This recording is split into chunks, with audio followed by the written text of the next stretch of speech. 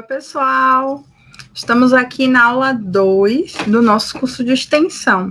Eu sou a professora Aline Gomes, e minha formação básica é em administração, sou bacharel em administração e possuo doutorado em desenvolvimento regional e urbano.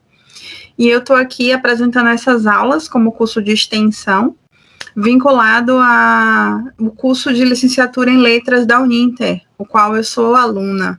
E essas aulas, elas correspondem ao meu estágio curricular do curso de licenciatura em letras. Então, hoje, a gente vai falar sobre a aula 2, porque a gente já passou um primeiro vídeo. Nesse vídeo aqui no canal do YouTube, vocês tiveram noção geral sobre tema, sobre pesquisa, sobre título. E agora, na aula de hoje, a gente vai falar um pouco sobre projeto de pesquisa.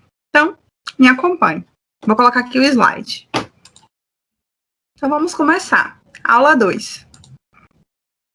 O projeto de pesquisa e os seus componentes, né? Então, o que seria esse projeto de pesquisa?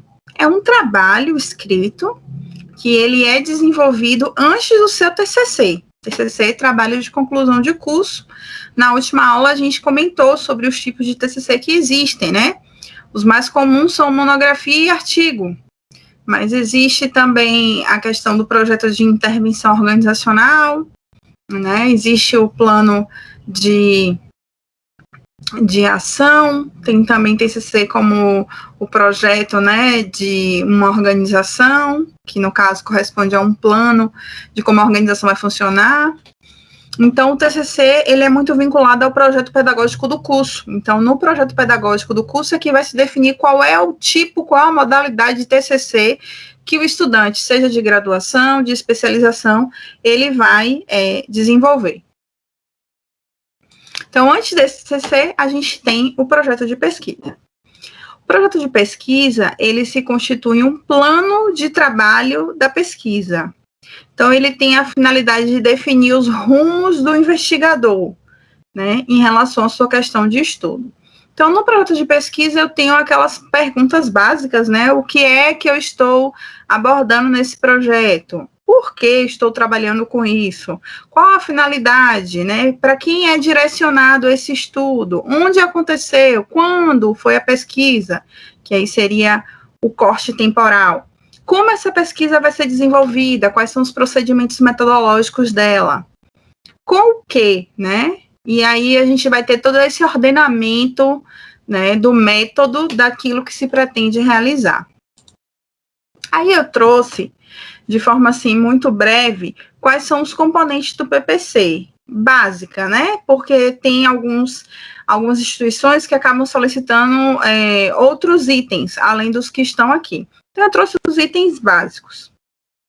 E aí, a gente tem que lembrar que quando o nosso trabalho, ele envolver, por exemplo, seres humanos, o trabalho vai ter que passar pelo comitê de ética.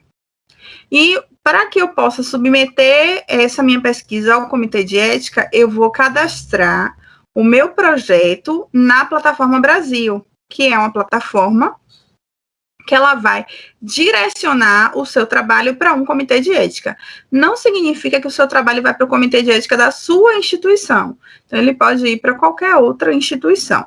Mas isso é assunto da nossa próxima aula, que eu vou falar sobre os cadastramentos necessários relacionados à pesquisa. Então, eu vou falar um pouco na próxima aula da plataforma Brasil, da plataforma Lattes e da plataforma Sucupira.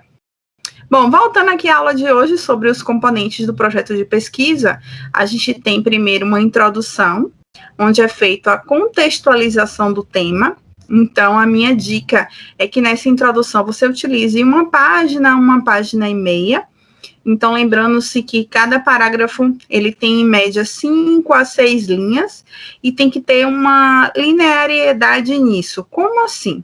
Imagina que eu tenho uma pesquisa e eu tenho uma escrita de 12 linhas. Então, eu tenho um parágrafo com 12 linhas. E aí, quem está lendo pode, inclusive, chegar a se cansar, se perder, né, no meio da leitura. E, em contrapartida, em seguida, eu tenho um determinado parágrafo com 3 linhas, 4 linhas. Então, acaba ficando muito curto, às vezes eu não consigo passar toda a informação necessária naquela quantidade mínima de linhas. Então, o ideal é que a gente tenha um equilíbrio, e aí eu falo entre 5 e 6 linhas digitados, e que a gente consiga seguir aí toda essa sequência lógica. Depois disso, na página seguinte, eu tenho a justificativa. Então, normalmente na justificativa a gente usa 2, 3 parágrafos, no máximo uma página, onde a gente vai trazer o motivo que aquele trabalho ele foi produzido. Então, eu tenho um exemplo de justificativa aí, falando sobre a região que foi escolhida. Eu falei, inclusive, sobre isso na última aula, né? Eu dei um exemplo da minha tese de doutorado, que eu escolhi um centro industrial do Subaé aqui na minha região, e que eu não pude dizer que é porque eu moro nessa região. Eu tive que justificar como ele sendo o maior entroncamento rodoviário norte e nordeste, que isso facilitaria o escoamento da produção. E aí eu trouxe um dado, né, o dado do IBGE. Então, toda vez que eu for justificar a escolha pela unidade de estudo, unidade de análise, objeto de pesquisa, eu tenho que dizer o motivo. Dentro da justificativa, que eu ainda vou falar um pouco mais, eu também tenho as relevâncias. Relevância social, relevância pessoal, relevância ambiental, relevância tecnológica. Então, depende do que você vai pesquisar para identificar quais são as relevâncias correspondentes àquilo que está sendo desenvolvido. Depois eu tenho o problema, que ele é uma pergunta, né? É algo que, uma frase interrogativa, e ele é uma pergunta que a resposta não pode ser sim e não. Então, eu tenho que trazer uma análise sobre uma realidade. Ou seja, a resposta do meu problema tem que caber à minha análise. Então, voltando àquele exemplo da aula anterior, que eu falei sobre a qualidade do atendimento numa clínica de estética, então eu não posso, no meu problema, perguntar: a clínica de estética X tem qualidade no atendimento, possui um atendimento de qualidade, ou o atendimento prestado pela clínica de estética X possui qualidade, né? Ou a percepção dos clientes da clínica de estética X corresponde a um atendimento de qualidade. Então, vão ser respostas de sim e não, e aí não vai me dar a possibilidade de análise. Então, como é que eu mudo essa realidade? Eu coloco de que forma pode-se promover a melhoria do atendimento, promover a melhoria da qualidade do atendimento da clínica de estética X. Então, normalmente o problema eu começo com palavras como, de que forma. Então, palavras que vão me trazer uma análise maior, que vão gerar maior criticidade em cima do meu trabalho, que faz com que eu consiga desenvolver respostas mais amplas sobre aquele problema. Em seguida, eu tenho os objetivos, normalmente um geral e 3 a 5 específicos, eu também vou falar deles adiante.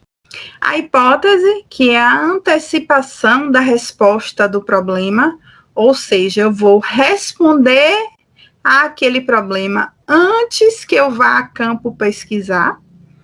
O referencial teórico, que é também chamado de quadro teórico ou revisão de literatura, que é toda aquela análise das abordagens, né, a análise interpretativa do conteúdo que você escolheu, da sua unidade de leitura. A metodologia, também chamada de procedimentos metodológicos, e aí a gente vai falar um pouquinho mais adiante dela. A administração da pesquisa, que vai trazer o pessoal envolvido, sujeitos participantes da pesquisa, né? O cronograma, que corresponde a um mapa de tempo, né, onde eu tenho os itens de tudo que vai ser utilizado na pesquisa e quanto tempo é que vai durar aquela pesquisa. E o orçamento, que são os recursos materiais que eu vou utilizar para desenvolver aquela pesquisa.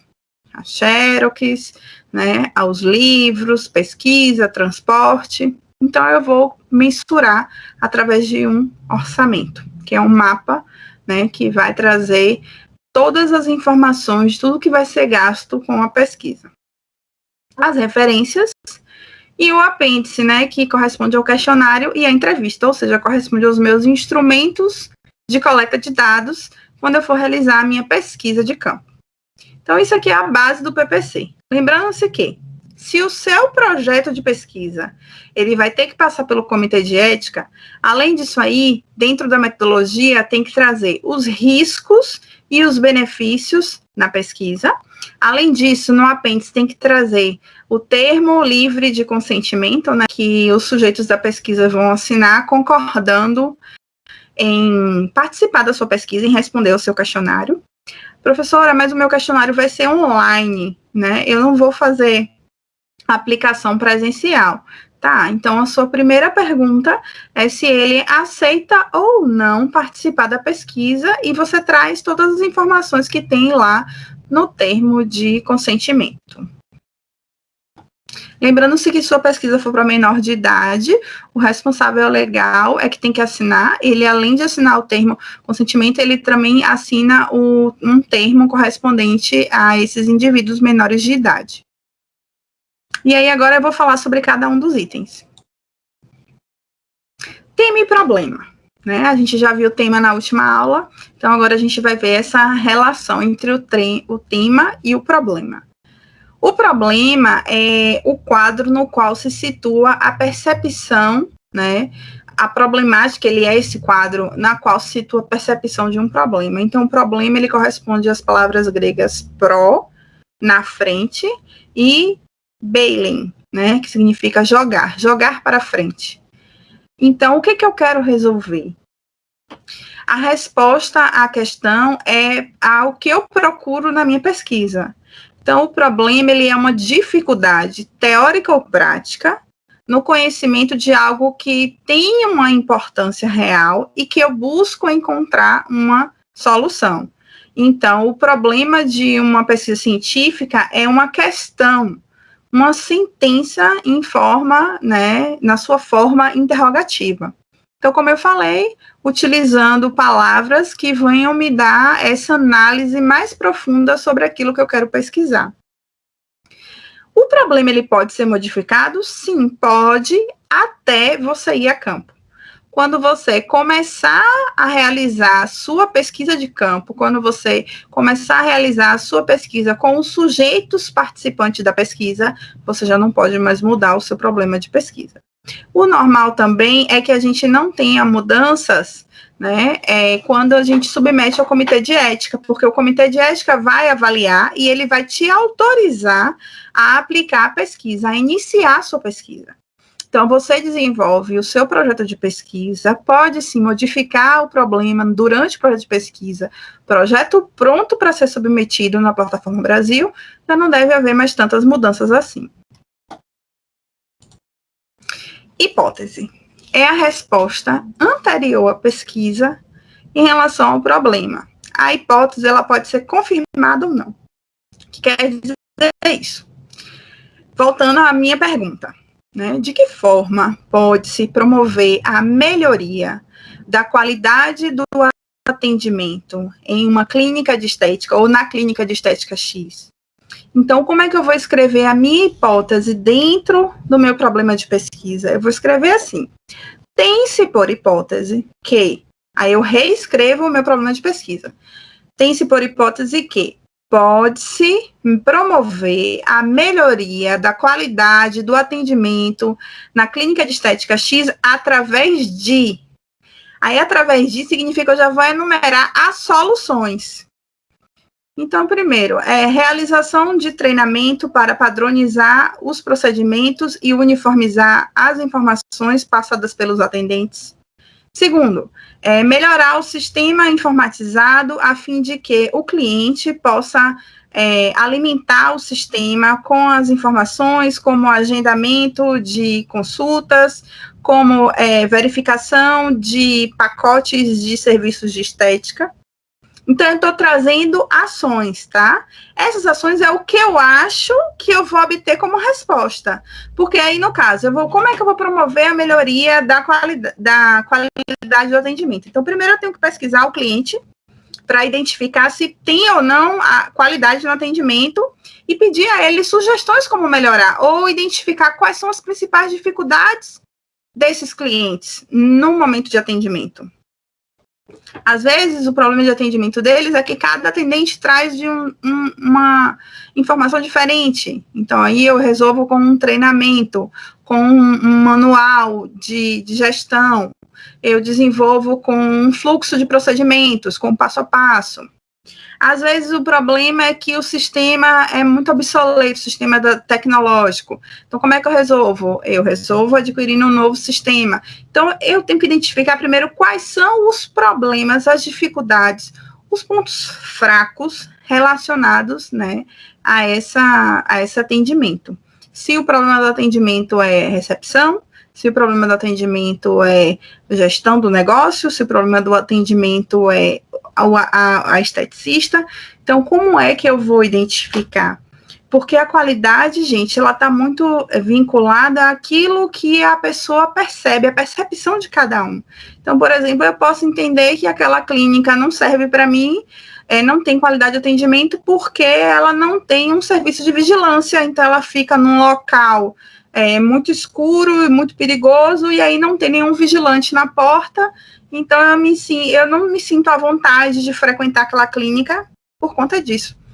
Então, para mim, eu acho que não tem qualidade por conta disso. Então, são variáveis muito qualitativas, ou seja, que vão envolver muita percepção do cliente. Então, nesse caso, nesse exemplo, eu, como autora da pesquisa, vou enumerar as possíveis soluções para o meu problema. Depois que eu venha a campo, né, nesse caso aí, pesquisando com os clientes, pesquisando com os colaboradores, pesquisando com a alta administração, eu vou entender a visão de cada um sobre os pontos positivos, os pontos negativos, e a partir daí eu vou identificar se eu confirmo a hipótese, ou seja, se aquelas respostas que eu dei lá no início, no meu projeto de pesquisa, que vão aparecer na introdução do meu artigo, se elas podem ser confirmadas totalmente, ou se só algumas delas foram confirmadas, então eu coloco lá nas considerações finais do meu artigo, na minha monografia, que a hipótese foi confirmada parcialmente e justifico o motivo, ou a hipótese pode não ser confirmada. Eu posso descobrir com minha pesquisa uma resposta completamente diferente do que eu achava que seria a resposta. Isso aconteceu comigo na minha monografia da graduação, onde eu estava estudando, né, o BSC, o Balance Scorecard, que é um sistema, né, que ele vai medir o desempenho da organização. Então, eu fiz uma pesquisa numa indústria, e aí, nesse ambiente industrial, com todas as características que eu identifiquei antes de ir a campo, né, eu, através das minhas leituras, das minhas pesquisas no site, eu acreditava que eles trabalhavam com o BSC, com o Balance Scorecard. E aí, montei o meu projeto de pesquisa, tive autorização para aplicar a minha pesquisa de campo e fui fazer a minha primeira entrevista lá com o chefe de produção. Quando eu chego lá, ele me fala assim, não, a gente não utiliza BSC. E eu tinha certeza que eles utilizavam. Aí eles falaram assim, não, a gente utiliza um outro sistema que se chama Metanoia, que traz toda aquela parte conceitual da gestão. E, além disso, a gente utiliza planejamento estratégico e qualidade total. Aí eu voltei para o meu orientador e falou assim, olha, aquilo que eu fiz, imaginando que a gente tinha o BSC, não tem. Aí eu disse assim, e agora, como é que a gente vai resolver isso? Se o meu projeto ele já foi aprovado, né? Eu já trouxe todo o referencial teórico em cima do Balance Scorecard, e aí eu cheguei na empresa para a campo, né? E fui aplicar uma entrevista e descobri que eles não utilizam, com o que eu vou fazer? Fiquei muito preocupada. E aí ele trouxe, não, o que a gente vai fazer? Vamos fazer um comparativo entre as variáveis, os indicadores que o BSC utiliza, que a qualidade total utiliza e o planejamento estratégico. Por quê? Eles utilizam planejamento estratégico e qualidade total.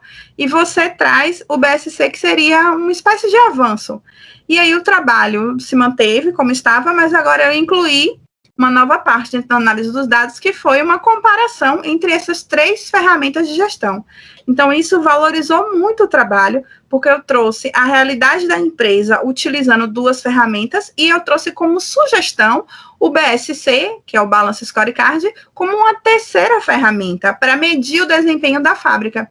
Então, assim, deu muito certo, porque mesmo eu não tendo encontrado, ou seja, mesmo eu não tendo confirmado a minha hipótese, eu consegui desenvolver a minha pesquisa justamente porque eu tratei de uma comparação e eu trouxe ela como sugestão, como recomendação, essa terceira ferramenta. Então, sim, gente, o seu trabalho ele vai ser orientado e o seu professor orientador, a sua professora orientadora, é a pessoa que vai mais te ajudar nesse processo. Ajudar não significa que o professor vai desenvolver o trabalho por você, não é isso. Ele vai te mostrar o caminho que você deve seguir para alcançar, né, o sucesso.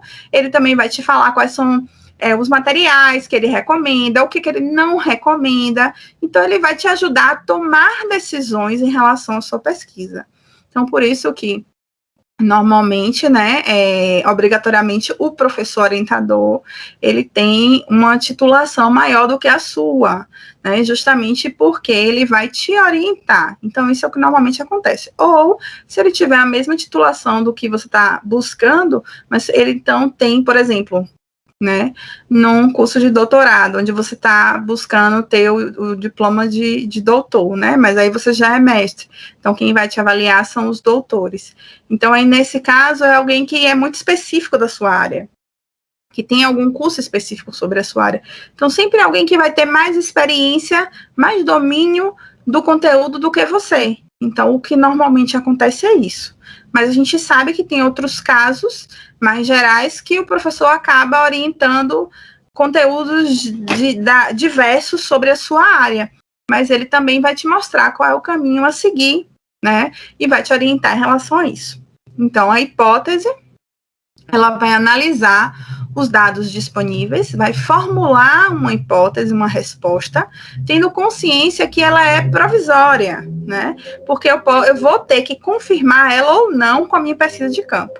Em seguida, eu vou prever as implicações lógicas disso dentro do meu trabalho. E aí eu trouxe um esquema para que a gente possa observar, né, esse desenho, como é que isso funciona. Então, primeiro vai se decidir sobre quais são os dados que eu preciso para que a minha pesquisa aconteça.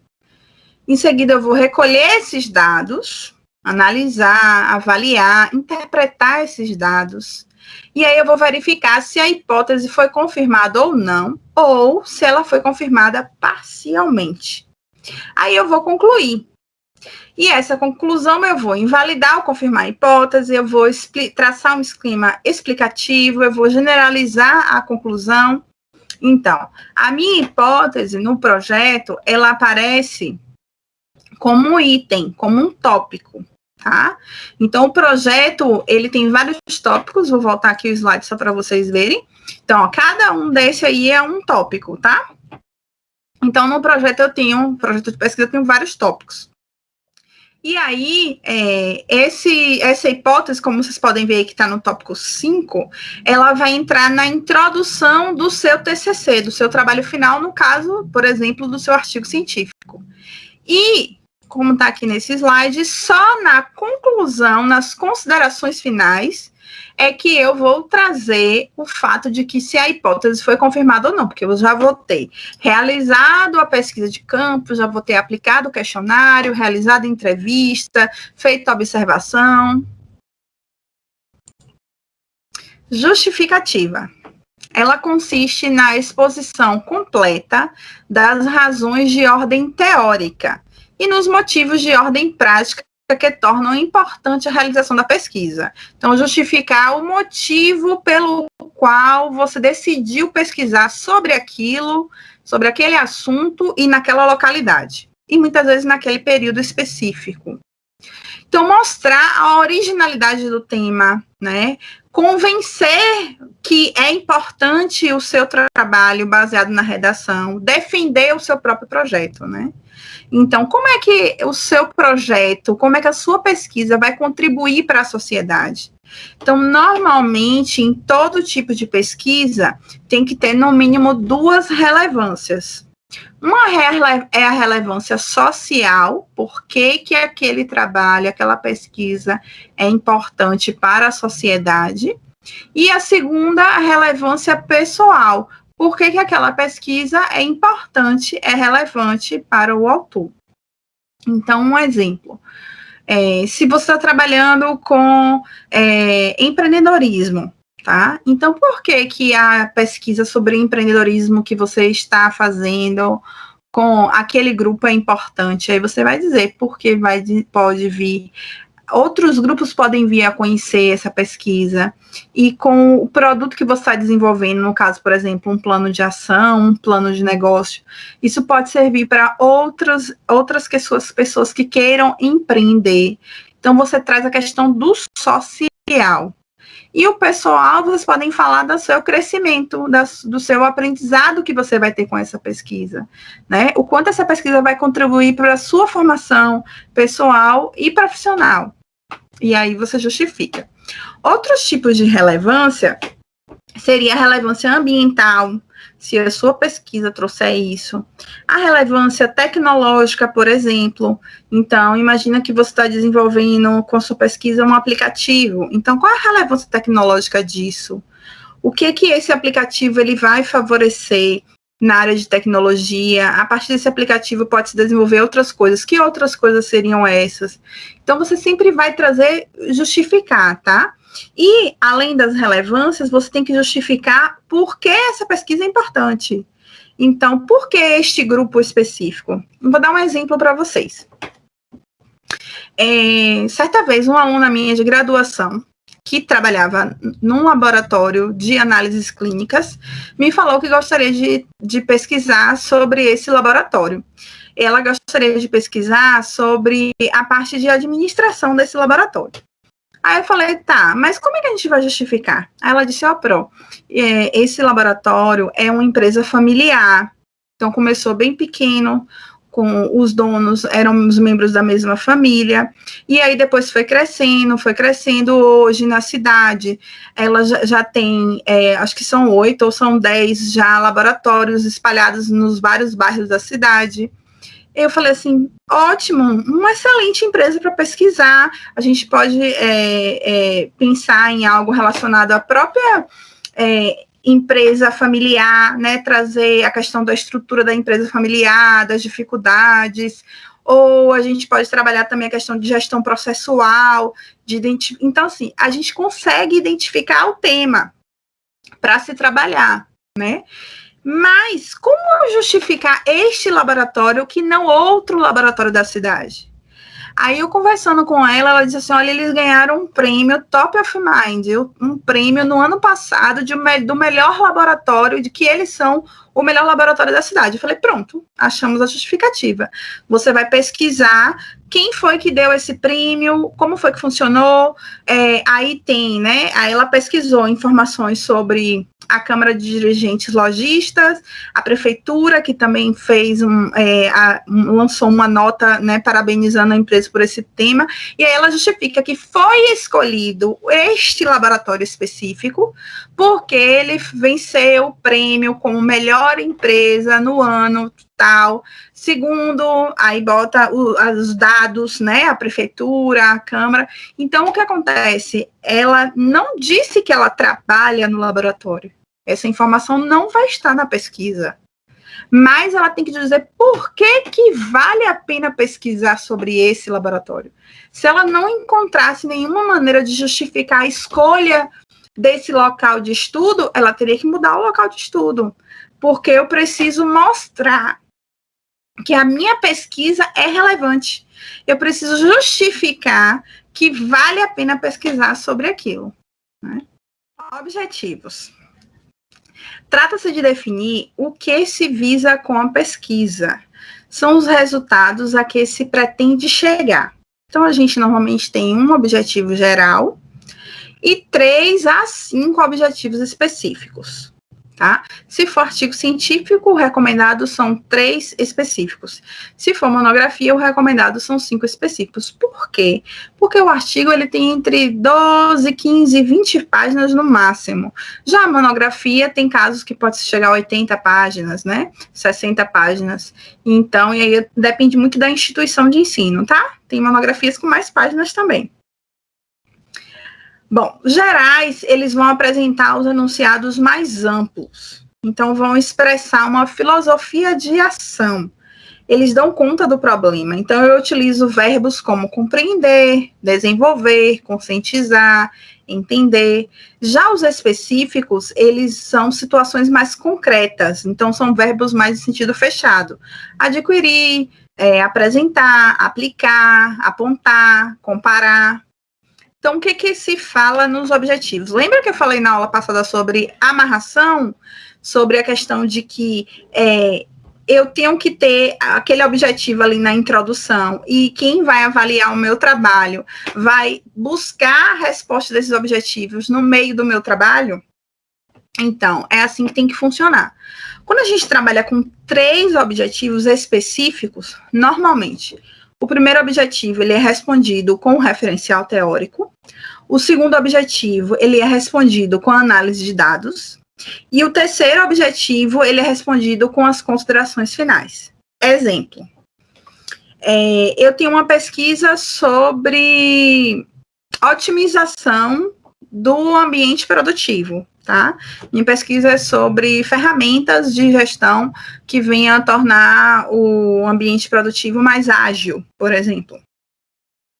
Então, meu primeiro verbo, eu vou falar sobre expor conceitos relacionados ou conceitos de gestão ágil de projetos, por exemplo, tá?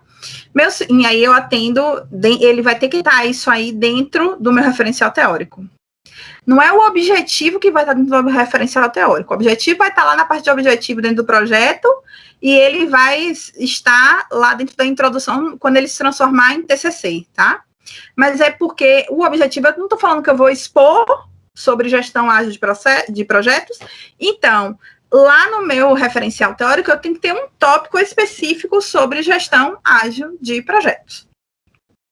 Segundo objetivo, eu posso, por exemplo, apresentar um quadro de distribuição do trabalho desse ambiente produtivo. Então, onde vai estar esse quadro dizendo cada uma das etapas, quais são as pessoas envolvidas e quanto tempo é que cada etapa é feita e o passo a passo. Isso vai estar onde? Na análise de dados, dentro do meu TCC.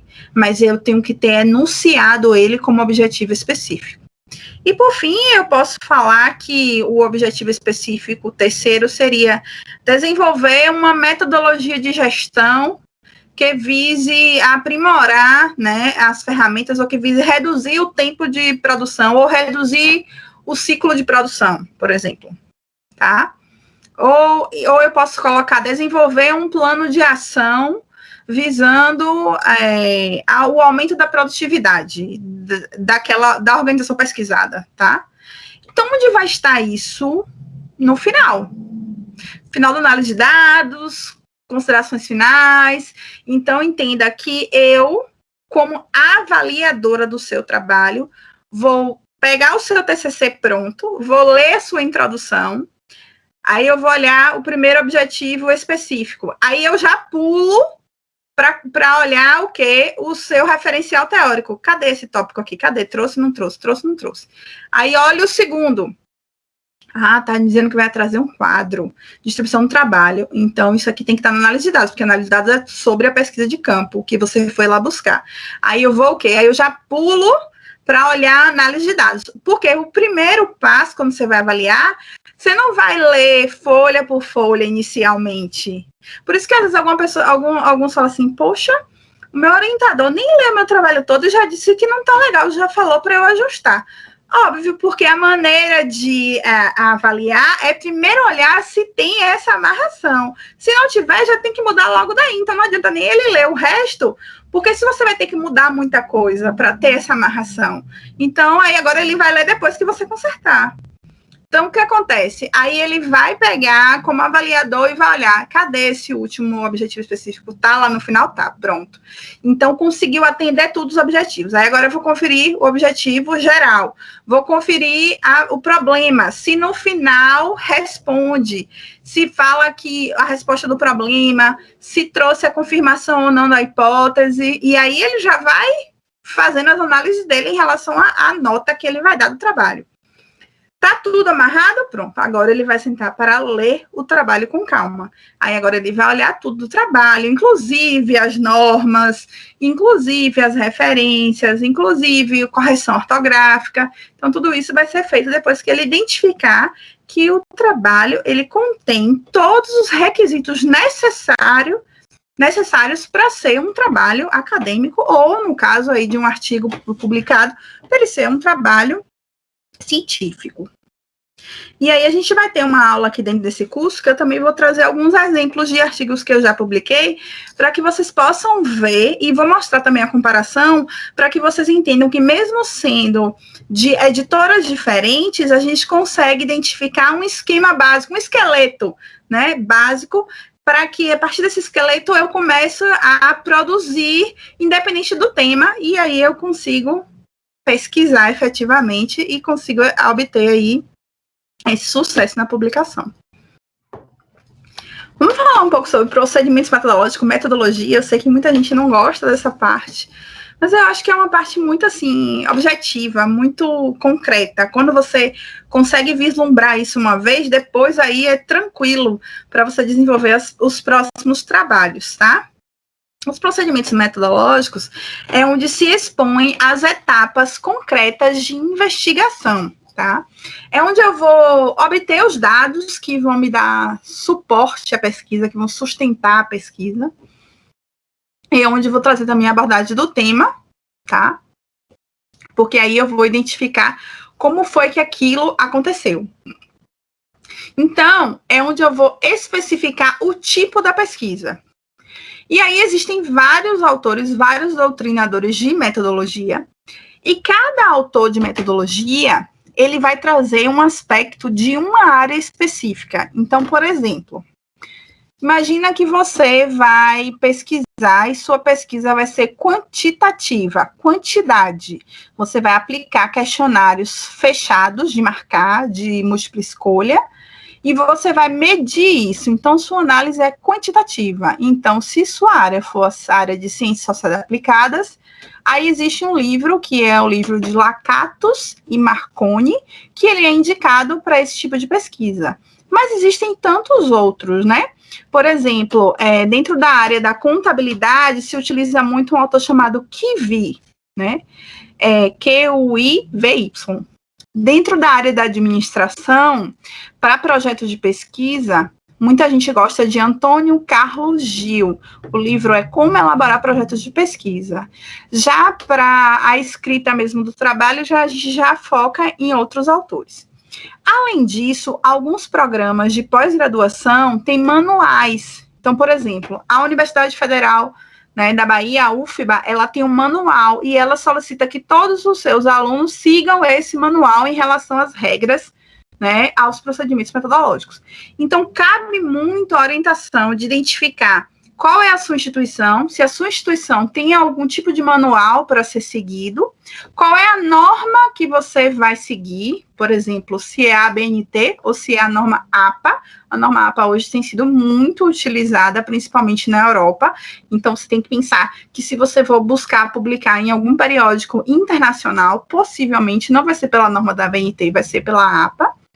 E, além disso, você também tem que identificar e perguntar ao seu orientador qual é o autor de metodologia que ele sugere e você se basear a partir desse autor.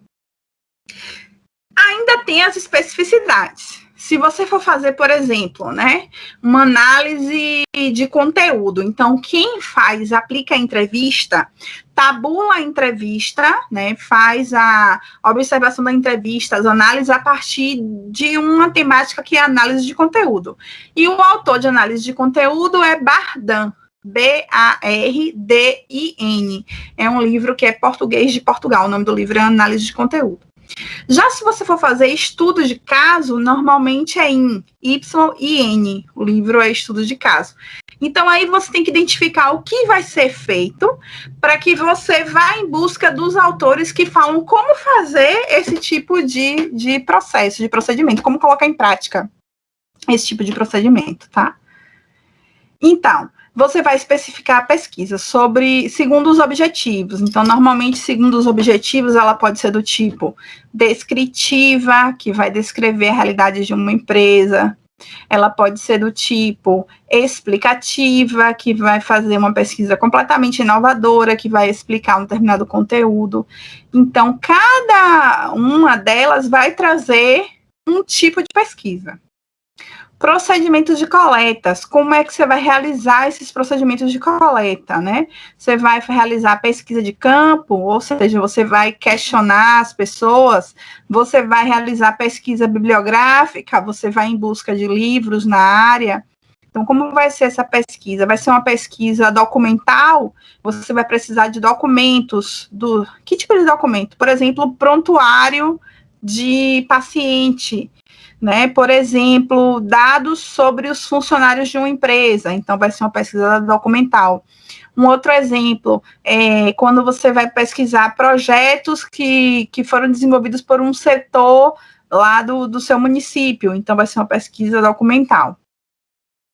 Então, as fontes de informação, né, e os instrumentos de coleta de dados. Então, o instrumento pode ser um questionário, pode ser uma entrevista, tá? A natureza dos dados pode ser qualitativa ou quantitativa. Qual é a diferença? A qualitativa é aquela que você não consegue mensurar em números, em percentual. 80% respondeu sim, 20% respondeu não. Isso é quantitativo. A qualitativa, normalmente, é a entrevista que você não consegue mensurar, mas que você precisa transcrever e analisar o conteúdo dela. Normalmente, as pesquisas são quali-quantitativas, então pode sim ser as duas coisas ao mesmo tempo. Ainda sobre os procedimentos metodológicos, a gente tem a pesquisa experimental, a gente tem o estudo de caso, então você vai analisar uma organização específica, a gente tem a pesquisa etnográfica, então a gente vai caracterizar a população a ser pesquisada. E aí a gente vai falar, então, qual é a organização, ou quais são as organizações, ou qual é o segmento que vai ser pesquisado, né? Qual é a população, quais são os grupos, e aí é também onde eu falo meu universo e minha amostra. Se eu estou pesquisando uma empresa específica, então eu estou pesquisando sobre os colaboradores da empresa, o meu universo vai ser o número total de funcionários da empresa. A minha amostra, se eu vou estudar um setor específico, vai ser o número total de funcionários daquele setor específico.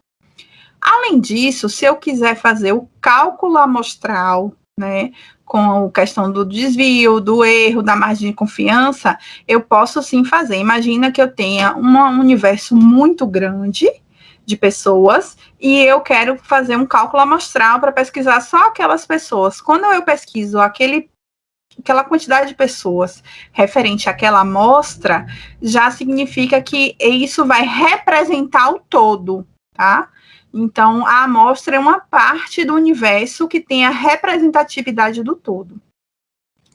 E aí, o que acontece? Então, se eu fiz por cálculo amostral para chegar nesse número de pessoas que eu vou pesquisar, então eu tenho que colocar o cálculo amostral lá nos meus procedimentos metodológicos. Eu tenho que demonstrar isso, tá?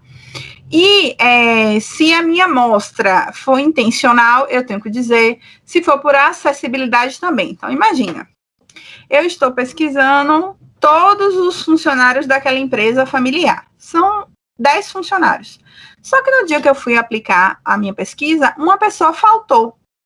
Então, meu universo é 10, minha amostra são 9. E a minha amostra foi intencional por acessibilidade.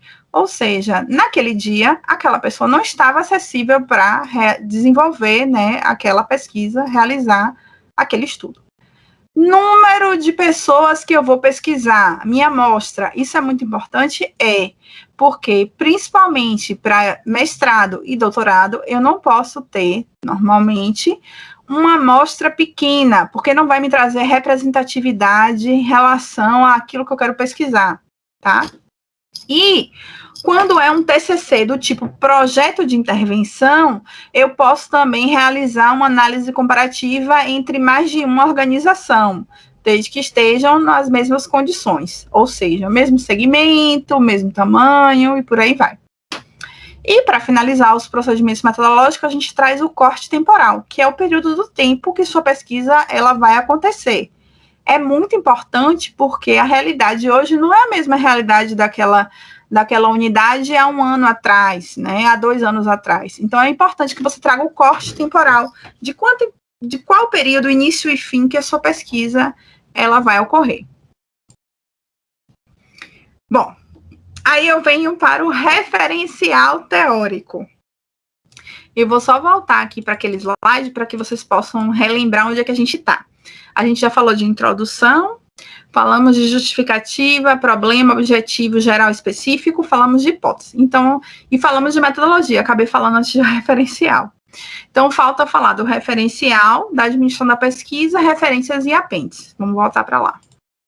Então, o referencial teórico, gente, é a argumentação teórica sobre um tema. É aquela tal da análise interpretativa, né? A resenha que eu vou fazer sobre o tema. Eu vou dar a minha opinião. Ele envolve um conhecimento teórico, né, que acarreta rigor conceitual. Então, é importante, se eu for citar, se eu for trazer um conceito, ou eu abordar o que os autores falam, para que eu não recaia em plágio. Então, isso também é muito importante. Tem que ter uma lógica na argumentação. Eu tenho que ter a capacidade de explicar aquele conteúdo que os autores me trazem. Eu vou falar sobre um tema, mas o detalhe é que eu não vou perder a noção do problema. E eu vou definir conceitos importantes. Então, assim, algumas coisas eu preciso falar sobre o referencial para ficar bem claro. Primeiro ponto, no referencial teórico eu não falo de empresa. Então, se eu estou pesquisando sobre uma empresa específica, ou sobre um grupo, ou sobre uma comunidade, não é agora que eu falo, porque o referencial teórico é sobre as teorias, sobre os conceitos que os autores trazem nos livros, nos artigos. Então, eu não vou focar no meu objeto de estudo. Eu não vou focar eu foco no meu objeto de estudo, que é o tema, mas eu não foco na minha unidade de análise, que é a empresa específica ou o grupo específico. Eu já orientei uma aluna que o grupo focal dela, né, a unidade dela de análise foram os catadores de lixo, tá? Então, vai se falar um pouco sobre cooperativismo, né, associativismo, e aí ela estudou os catadores de lixo. Então, no referencial teórico, ela fala de cooperativismo, de associativismo, mas não fala nada sobre catador de lixo. Então, ela não vai falar nada, inclusive, sobre legislação associada a catador de lixo, vinculação com prefeitura municipal, nada disso ela traz, tá? Ela só vai trazer isso na análise dos dados. Então, no projeto, eu vou falar sobre a teoria, nessa parte do referencial teórico. Outra coisa que eu quero falar com vocês, quantidade de folhas. Tem que ter uma questão de um equilíbrio, tá? Quando eu trago esse referencial teórico para o meu artigo, eu tenho que ter um equilíbrio. Então, se eu tenho, por exemplo, 5 folhas de referencial teórico, eu vou ter 5 folhas de análise de dados. Então, sempre equilibrar a teoria com a prática para que eu tenha fluência aí nesse trabalho. E aí eu chego no apêndice, que vai me trazer o meu questionário e a minha entrevista. Esse questionário e entrevista, eles vão no projeto de pesquisa, mas eles não vão migrar lá para o artigo, exceto algumas editoras que pedem, né, o formulário da entrevista ou o formulário do questionário. O formulário do questionário são as questões, tudo bonitinho, com logalzinho de marcar o X e tal. Já o da entrevista é a pauta da entrevista, então são as perguntas que você fez no momento da entrevista. Tem revistas, tem periódicos científicos que pedem que a gente anexe isso no artigo. A maioria não pede. O que vai no artigo são as respostas em forma de gráfico, por exemplo, tá? As respostas tabuladas, né? Então, aquilo a partir da sua análise. Então, o projeto, ele vai apresentar só o modelo de questionário e entrevista, o formulário, né? E aí, após a aprovação do projeto, e no caso, se for pesquisa com ser humano, após a aprovação do comitê de ética, é que você vai aplicar os instrumentos de coleta de dados. Então, o questionário ele pode ser objetivo ou subjetivo, questão fechada e questão aberta. E a entrevista vai ser a pauta do que vai ser perguntado ao entrevistado.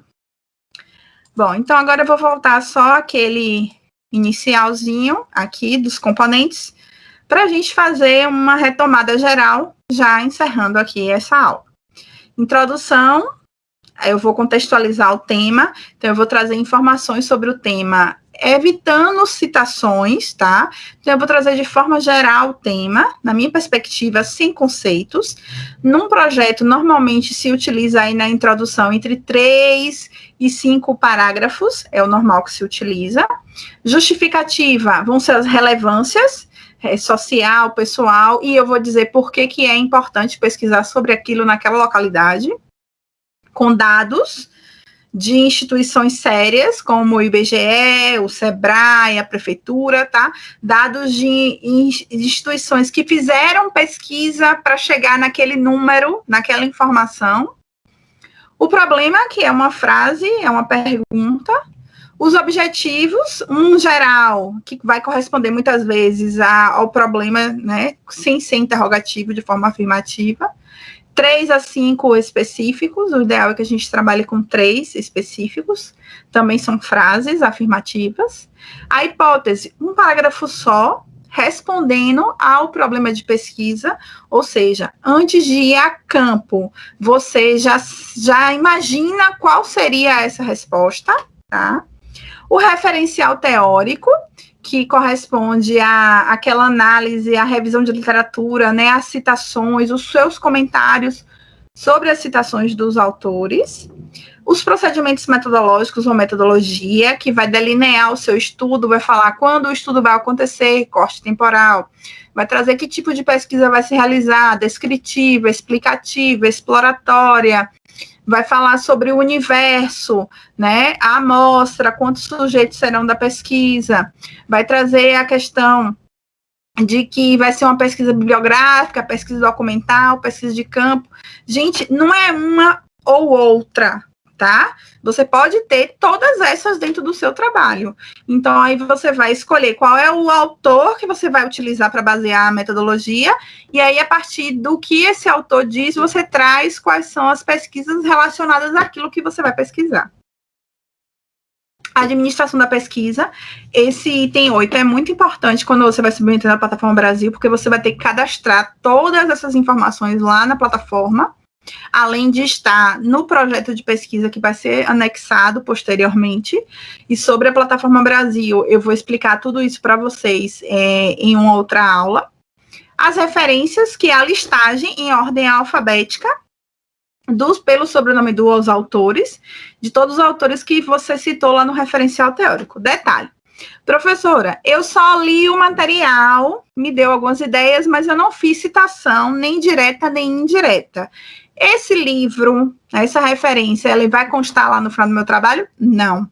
Só consta se você citou direta ou indiretamente ele no trabalho. Tá? Tenha cuidado para não escrever algo sobre o que o autor disse sem referenciar ele, para não se configurar um plágio. E plágio é crime. Tá? Então, o que acontece? Tudo que você colocar lá no seu referencial teórico, que for uma citação, você já coloca lá a referência no final do seu trabalho, porque com certeza você vai precisar. Depois, quando você for, antes de entregar ao professor para ele analisar, você vai revisar o seu trabalho. Ao revisar, você vai identificar se todos os autores que estão no referencial teórico estão nas referências, e vice-versa, se todos que estão na referência estão no referencial teórico. Se tiver algum autor no referencial teórico que você não colocou nas referências, você vai providenciar, né, as informações do livro ou do artigo e colocar. Se você colocou lá nas referências e não citou no referencial teórico, você deleta ele neste momento. Você só coloca ele se você for citar quando você transformar o projeto lá em monografia ou em artigo, tá? E o apêndice são esses formulários. Então é isso, gente. Eu queria agora pedir para vocês colocarem aqui no chat do YouTube questões que vocês tenham, Ou se vocês não tiverem perguntas sobre isso, que vocês me falem sobre as principais dificuldades que vocês percebem ao desenvolver uma pesquisa. Porque a partir dessas informações eu posso, né, em outras aulas, comentar sobre isso com vocês. Então, qual é os principais dificuldades? Qual que você acha que foi o seu maior desafio ao desenvolver uma pesquisa científica, ao desenvolver um projeto de pesquisa?